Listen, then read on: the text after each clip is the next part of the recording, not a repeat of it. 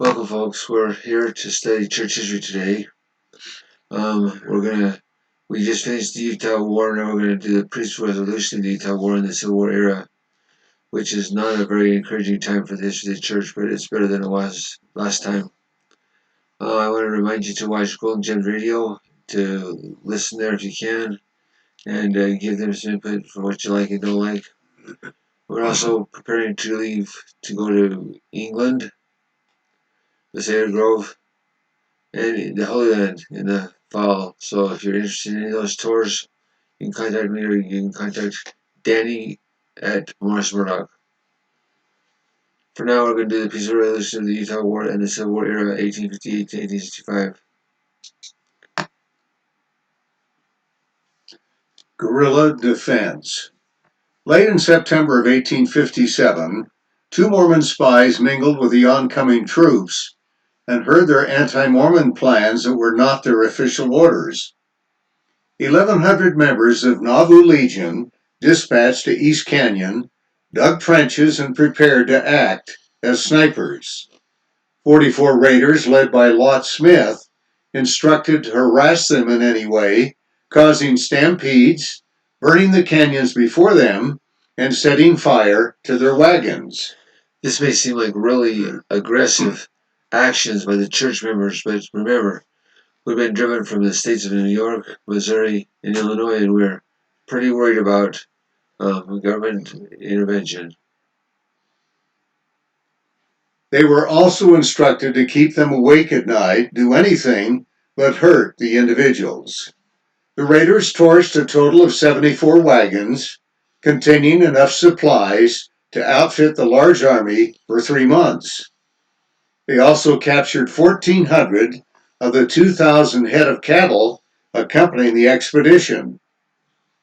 Major Smith's militia assisted in burning the two key Mormon outposts, Fort Bridger and Fort Supply, which government forces had expected to occupy. So you can see from this that the Mormons were not taking this attack from the government unseriously. They're taking it very seriously. And they were doing everything in their power to keep them from coming to Utah to destroy the Saints and drive them out to somewhere else. It was really intense.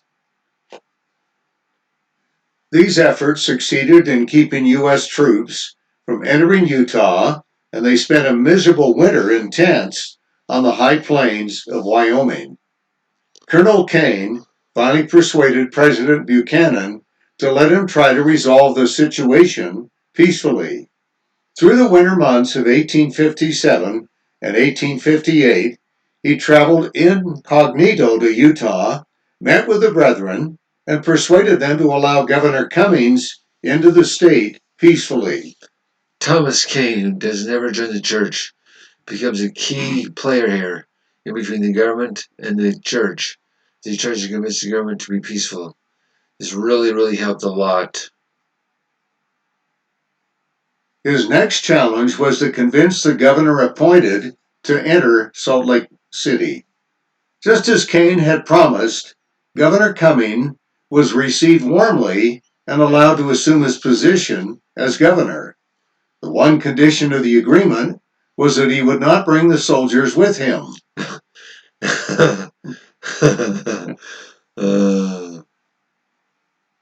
Meanwhile, March 1858, Brigham Young had sent a letter requesting that all saints that live north of Utah Valley relocate to the south to avoid confrontation with the federal troops. 35,000 members of the church boarded up their homes and businesses, filled them with straw, and amidst dire poverty due to successive grasshopper plagues, moved over the point of the mountain. All church records were taken, and the Salt Lake Temple site was buried to look like a field. Try to imagine how difficult this would have been for the Saints in the mid-1800s to straw and board their houses, get in their wagons, and go over the point of the mountain to Utah County to try to save themselves from the war. This is a terrible time. The move south occupied almost 2 months. Try to imagine over the point of the mountain. Right now there's a freeway, but try to imagine over the point of the mountain a successive train of wagons coming up over the point down to Utah County to try to save themselves from the oncoming troops. It was completed by mid-May. A daily average of 600 wagons passed through Salt Lake City during the first 2 weeks of the month. 600 wagons, that's a lot for 2 weeks in a row.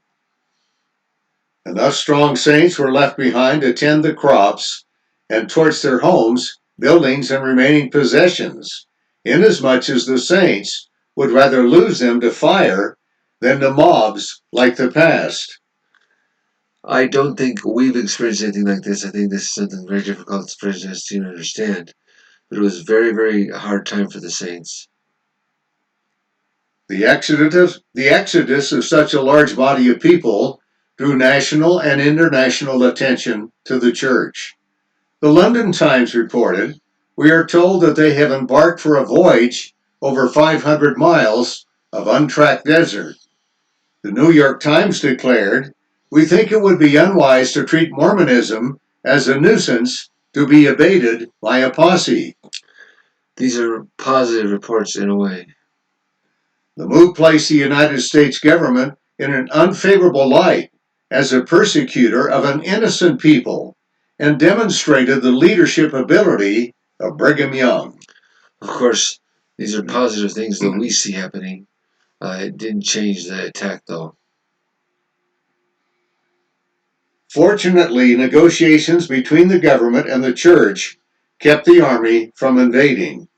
Sometime early in 1858, President Buchanan decided to send a peace commission to Utah to offer of pardon for the saints if they would reaffirm their loyalty to the government. Church leaders were indignant at the idea of a pardon, for they had never been disloyal. Nevertheless, church leaders felt they could accept the pardon because of the raiding activities of the Nauvoo Legion. The agreement included the provision for the army to quietly enter the capital city and then establish a federal military post at least 40 miles away from both Salt Lake City and Provo. Which they do out in the site west of Cedar City. And so this is a terrible time for the church. Everyone's ready to die or move or both, and the government is trying to figure out what to do as well. Terrible, terrible time. Army occupation. On July 1st, 1858, Brigham Young began to allow the saints to return north to their homes. Having been in Utah County for a year.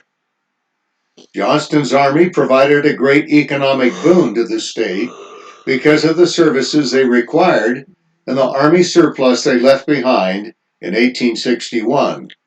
They also brought gambling, prostitution, alcohol abuse, and anti-Mormon Gentile sentiment to Utah.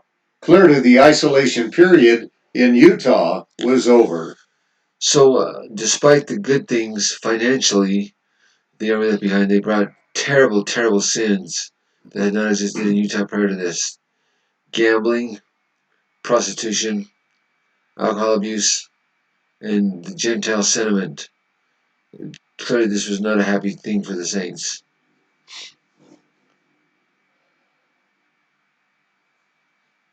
Civil War prophecies fulfilled. Civil War, April 12, 1861 to April 9, 1865. Most of my students are surprised to find out that the Civil War was only 4 years long, but it was. Doctrine and Covenant, section 87, verse 1 and verse 3.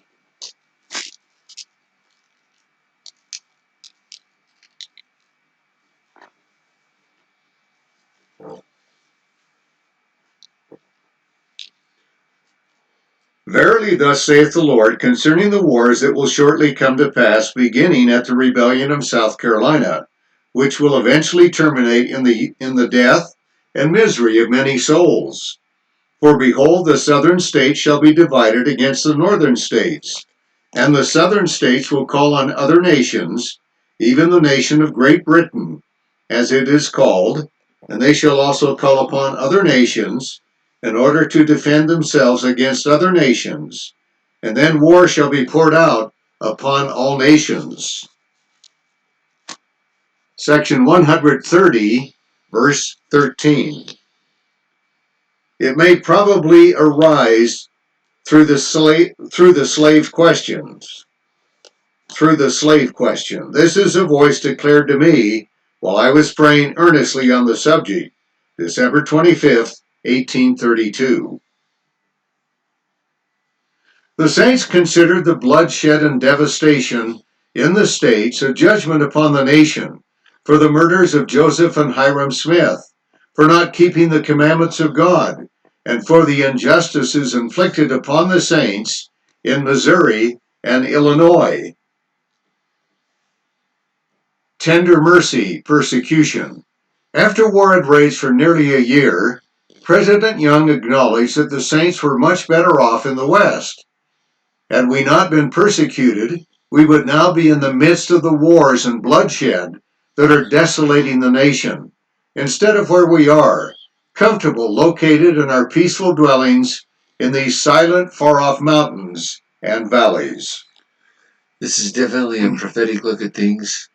As we were driven west from New York to Missouri to Illinois and then to Utah, that was seen by the saints as a tragedy, but Brigham Young is teaching us that kept us from being involved in the Civil War, which is true.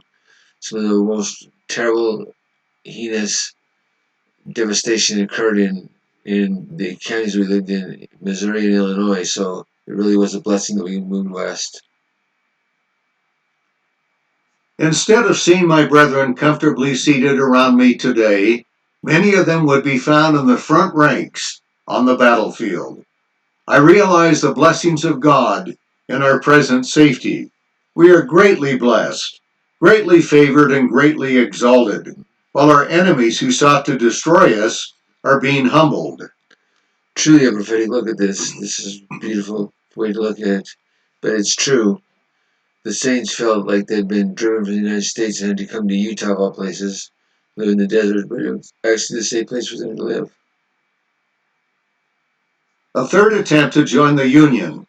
While the saints in Utah didn't join in the actual fighting, they did pay an annual war tax of $26,982 imposed on the Utah Territory by the United States Congress.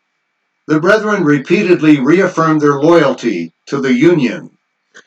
Now, there's a difference between loyalty to the Union and loyalty to the government. We did not pledge our loyalty to the government because we felt like the government was not following the Constitution. We did believe in the Constitution.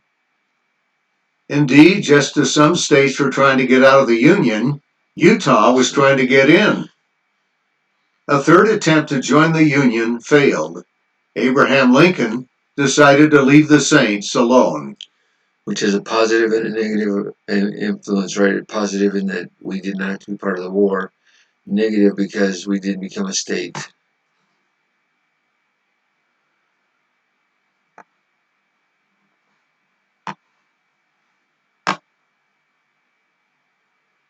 Public relations.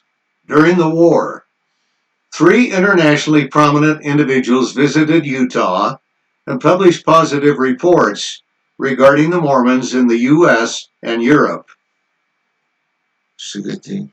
Utah Mormons helped with the 18-month April 1860 through October 1861 experiment called the Pony Express. Brigham Young given the honor of sending the first transcontinental telegraph, affirming our support of the U.S. and the Constitution. He eventually extended the telegraph throughout the territory and beyond 1,000 miles of telegraph line. It's a loss.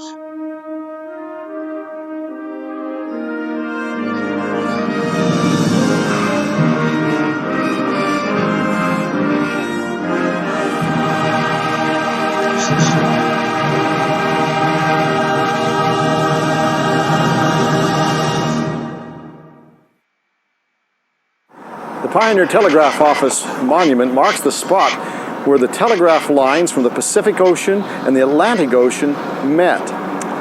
The connection was made on 18th of October, 1861, and allowed the saints in Salt Lake City to have contact with the outside world. Not only that, it came at a time when they were in need of employment, and they supplied the poles, the subsistence for the workers, and even the transportation for nearly 500 miles of line. The telegraph was built with church cooperation. In fact, the church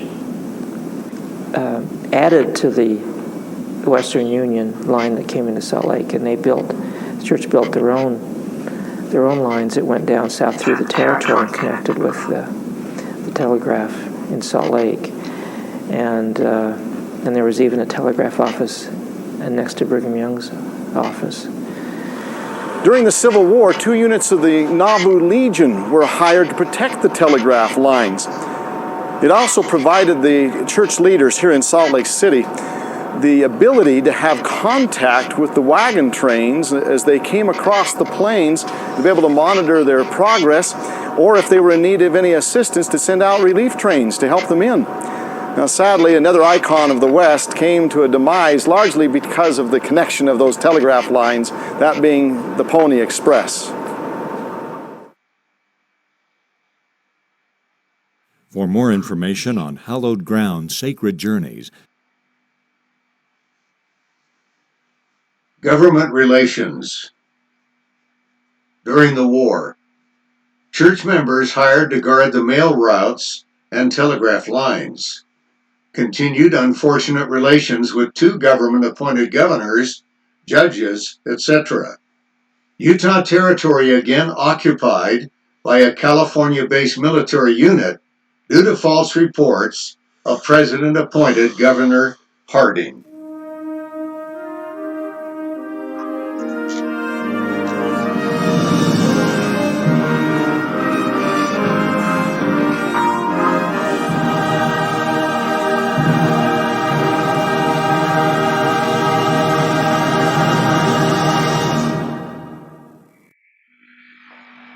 You might be surprised to learn that there's a monument here in Salt Lake City dedicated to the Civil War, especially considering the fact that Utah wasn't granted statehood until some 30 years after the Civil War had been completed. There's an interesting story and a reason why. As early as 1857, the federal government appropriated money and funding in order to ensure a safe telegraph and mail route from San Francisco to the East Coast. When the Civil War broke out, all soldiers guarding the route were called back east. Immediately, Governor Frank Fuller recognized the need to protect the mail route as well as the telegraph lines and mustered out the Mormon Battalion. 24 men answered the call and followed Captain Robert Burton out into the wilderness for the next few weeks to guard the lines. Shortly after that, President Abraham Lincoln contacted Brigham Young here in the Salt Lake Valley and asked if more help couldn't be rendered. President Young responded, and the answer was 106 other men volunteered to go out with Captain Lot Smith and guard the lines, which they did for the next several months. The monument behind me contains the names of all 130 who, in 2 different companies under Robert Burton and Captain Lot Smith, helped guard those mail lines and the mail route for about 3 months at the outbreak of the Civil War. While these 130 volunteers did not fight in any of the main battles of the Civil War, they were still enlisted federal soldiers and were complimented for their sacrifice and service. It was noted that these men, after receiving the call, enlisted, armed, and equipped themselves, being too far from headquarters to be otherwise supplied, and were on the march in 3 days, something otherwise unknown in the history of the Civil War. Histories of the War Department state that as a company or as individuals, their conduct during that expedition was above reproach.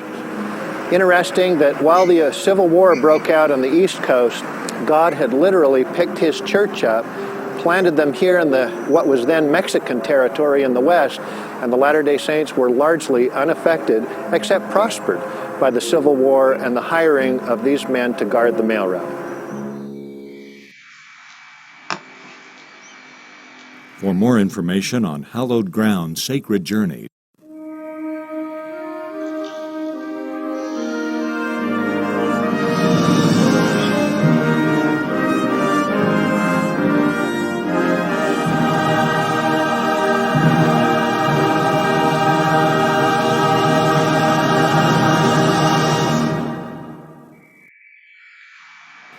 You might be surprised to learn that there's a monument here in Salt Lake City dedicated to the Civil War, especially considering the fact that Utah wasn't granted statehood until some 30 years after the Civil War had been completed. There's an interesting story and a reason why. As early as 1857, the federal government appropriated money and funding in order to ensure a safe telegraph and mail route from San Francisco to the East Coast. When the Civil War broke out, all soldiers guarding the route were called back east. Immediately, Governor Frank Fuller recognized the need to protect the mail route as well as the telegraph lines and mustered out the Mormon Battalion. 24 men answered the call and followed Captain Robert Burton out into the wilderness for the next few weeks to guard the lines. Shortly after that, President Abraham Lincoln contacted Brigham Young here in the Salt Lake Valley and asked if more help couldn't be rendered. President Young responded, and the answer was 106 other men volunteered to go out with Captain Lot Smith and guard the lines, which they did for the next several months. The monument behind me contains the names of all 130 who, in two different companies under Robert Burton and Captain Lot Smith, helped guard those mail lines and the mail route for about 3 months at the outbreak of the Civil War. While these 130 volunteers did not fight in any of the main battles of the Civil War, they were still enlisted federal soldiers and were complimented for their sacrifice and service.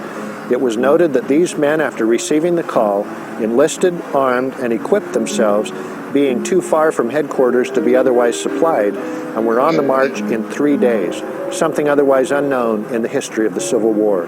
Histories of the War Department state that as a company or as individuals, their conduct during that expedition was above reproach. Interesting that while the Civil War broke out on the East Coast, God had literally picked his church up, planted them here in what was then Mexican territory in the West, and the Latter-day Saints were largely unaffected, except prospered by the Civil War and the hiring of these men to guard the mail route.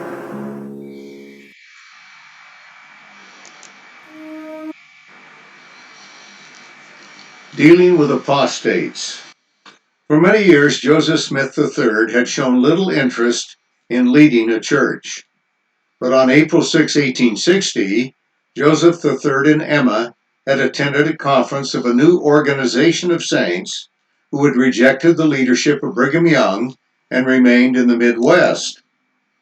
During that meeting, Joseph III had accepted leadership over the new organization and distanced himself from the saints in Utah by condemning plural marriage. Mora Affair. Joseph Morris claimed to be receiving revelations and called himself the prophet. After leading several church members away, his second coming prophecies fail and they become discontent. When members of his group attempt to leave the compound, he took them prisoners. Utah militia called out to free them, resulted in a 3-day war, several deaths, and extremely bad press for the church, which was not involved. So as you can see, there's a lot going on besides just Civil War. You got Joseph III trying to lead his church away from our church. You've got Joseph Morris, who's claiming to receive revelation, and all kinds of bad things are happening. A lot's going on. The Gibson Affair. This is perhaps the worst incident in the first decade, the first century of church history. Walter Gibson, an advocate for the saints in Washington, D.C., traveled to Utah, joined the church, and was called on a mission to Hawaii. This picture you can see, he looks a lot in common with Lorenzo Snow, although he had nothing in common. Upon arriving, he established himself as president of the church, called 12 Apostles, who paid $150 each, and confiscated all of the members' personal property. This is almost too hard to believe, but that's what he did when he got to Hawaii. He took over the whole country. He took over the whole state. He ordained other officers for proportionate fees, wore costly gowns, and required the members to bow or crawl in his presence. Which they did. His plan was to raise an army, unite the islands, and make himself king.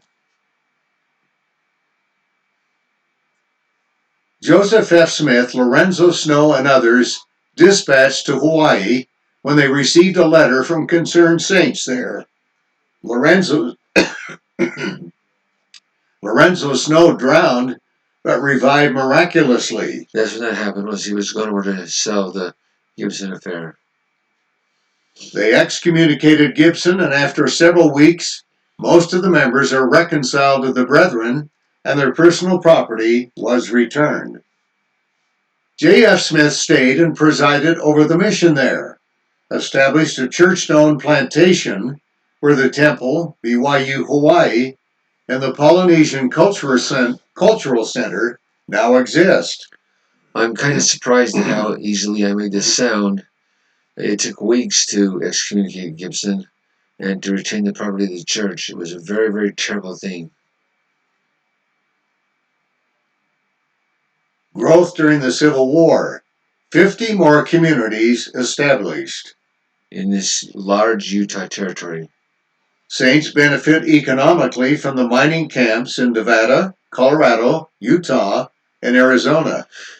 Primarily because the miners were too busy mining to farm, and so the saints provided food for them. Missionary work in North America was completely stopped, but continued to grow in Europe, with 16,000 Europeans arriving in Utah from 1861 through 1868. Salt Lake City grew to 12,800 by 1870. Ox teams laden with supplies leave Salt Lake and bring immigrants overland much cheaper. Utilizing the skills and labor of newly arriving immigrants, many buildings are completed in Salt Lake City: Beehive House, Lion House, City Hall, and Theater. In addition, you can see the pictures of the Tabernacle being built here.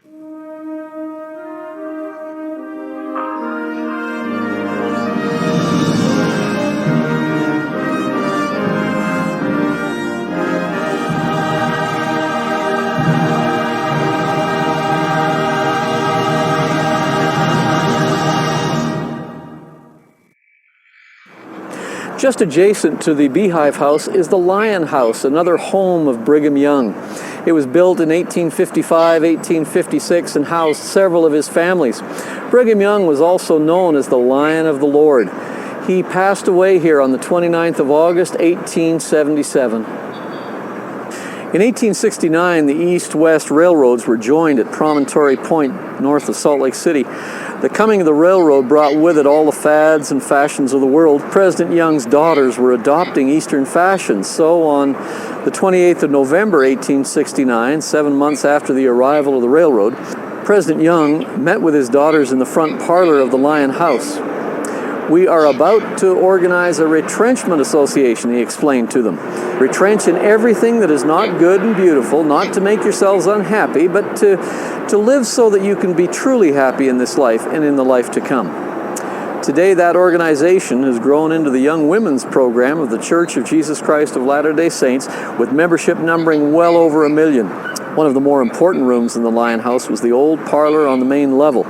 Brigham Young would ring a bell each evening and gather his family to this room for prayer. In addition, because Brigham's children were home taught, much of their schooling and lessons were also given in this parlor. In the evenings, many socials were held here, and young men came to court Brigham's daughters. This edifice has served a variety of purposes and accommodated an extensive range of activities. Besides being home for Brigham Young and his family, some of the east rooms on the main floor were also designated as church office space. Throughout that period of time, numerous local and national dignitaries were entertained in the Lion House. The Lion House is still used as a hospitable community center. President David O. McKay sought to ensure that this historic monument continued to serve as a social center. He assigned the Young Women's Mutual Improvement Association presidency to renovate the Lion House. Work of research and reconstruction began in the spring of 1967. The Lion House was reopened to the public in August 1968 and has been serving guests and visitors ever since. Truman O. Angel, architect for the Salt Lake Temple, also helped design the Lion House. It has a sandstone foundation, and the second and third levels are constructed with sun-dried adobe bricks. The basement level housed family workrooms, including the kitchen and dining rooms. The upstairs accommodated sleeping rooms for family members and hired help.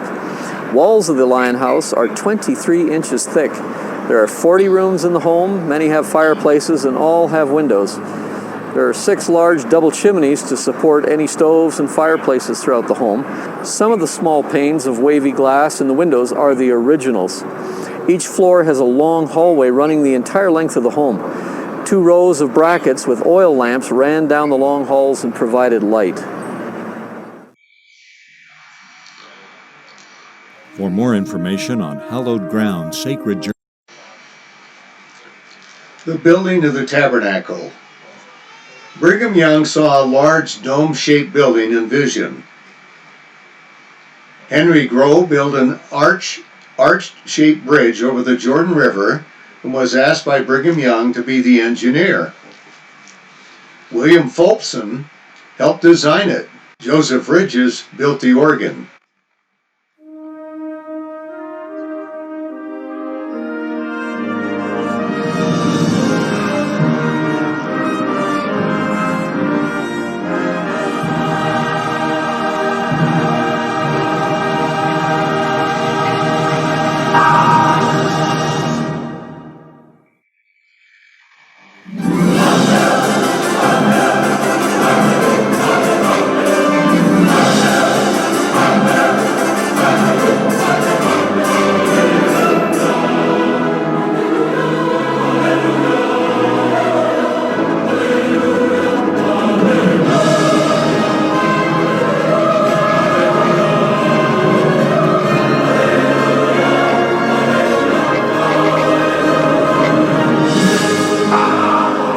We are here in the historic Mormon Tabernacle on Temple Square.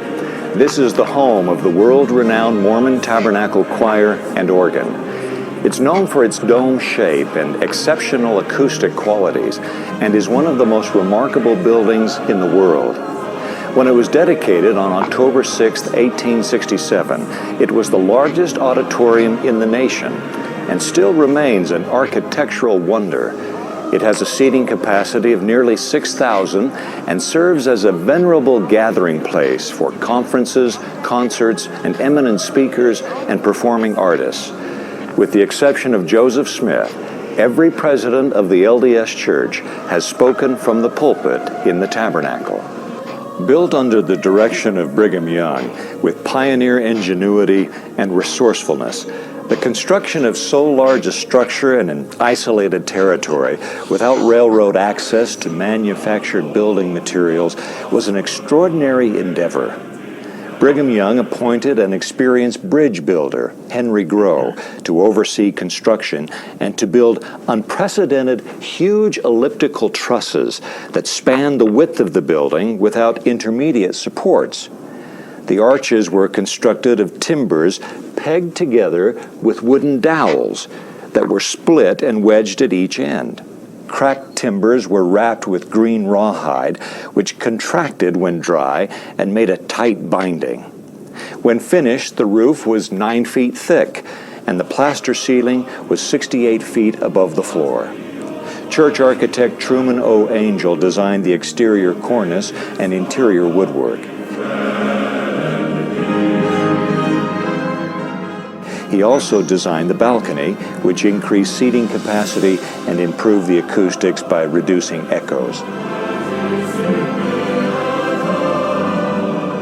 The unique vaulted ceiling and outstanding acoustics make it possible to hear speakers from the pulpit without the use of a microphone. If all remain still, a pin dropped on the pulpit can be heard clearly in every part of the tabernacle, even at the opposite end, 200 feet away. The building was designated as a National Historic Landmark in 1970 and as a National Civil Engineering Landmark in 1971.